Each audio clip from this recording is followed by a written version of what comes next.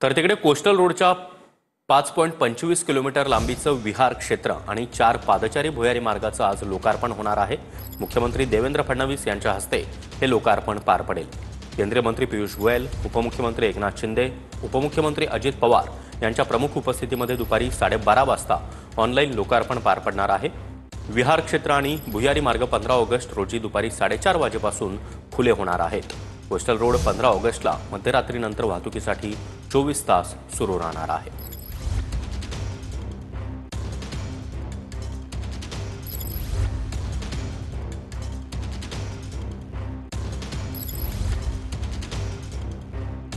VDD वासियांचं स्वप्न आज पूर्ण होणार आहे। बीडीडीतील पहिल्या टप्प्यातील 556 सदनिकांचा चावी वाटपाचा कार्यक्रम मुख्यमंत्री देवेंद्र फडणवीस यांच्या उपस्थितीत होणार आहे।